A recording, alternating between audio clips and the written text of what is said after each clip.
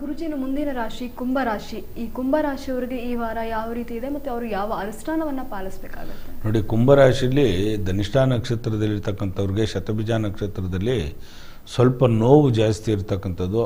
ಪಂಚಮದಲ್ಲಿ ಅಂದರೆ ಸಪ್ತಮದಲ್ಲಿ, ಅಷ್ಟಮದಲ್ಲಿ ಅಂದರೆ ಶನಿಯ ಒಂದು ಪ್ರಭಾವ ಯಾವ ರೀತಿ ಇರುತ್ತೆ ಅಂದರೆ ಕೆಲವು ನಕ್ಷತ್ರಗಳಲ್ಲಿ ಅಷ್ಟೊಂದು ಪರಿಣಾಮ ಬೀರ್ತಕ್ಕಂಥದ್ದು ಜಾಸ್ತಿ ಆಗುತ್ತೆ.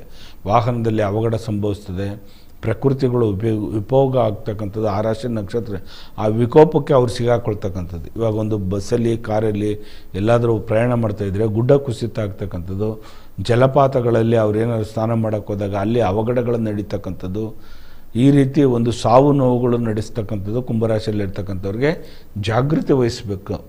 ನೀವು ಮುಂದೆ ಫಾಸ್ಟಾಗಿ ವೆಹಿಕಲ್ಗಳು ಓಡಿಸ್ತಕ್ಕಂಥದ್ದು, ಅಪಘಾತಗಳು ನಡೀತಕ್ಕಂಥದ್ದು ಆಗುತ್ತೆ.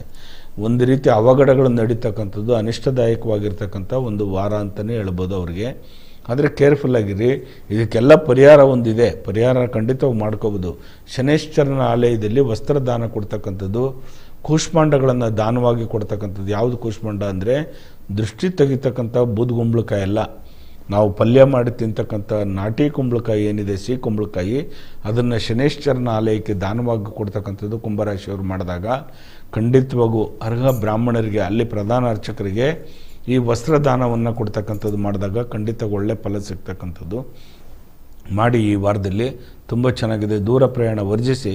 ಸ್ವಲ್ಪ ಪುಣ್ಯಕ್ಷೇತ್ರಗಳು ಹೋದರೂ ಕೂಡ ಜಾಸ್ತಿ ರಾತ್ರಿ ಹೊತ್ತು ಪ್ರಯಾಣ ಮಾಡ್ತಕ್ಕಂಥದ್ದು ಮಾಡಬೇಡಿ. ಹಗಲೊತ್ತಲ್ಲಿ ನೋಡಿಕೊಂಡು ಪ್ರಯಾಣ ಮಾಡ್ತಕ್ಕಂಥದ್ದು ಮಾಡಿ. ಅವಘಡಗಳು ನಡೆದಿದ್ದಂಗೆ ಪ್ರಕೃತಿಯಲ್ಲಿ ವಿಕೋಪ ಆಗ್ತಕ್ಕಂಥದ್ದು ಆಗುತ್ತೆ.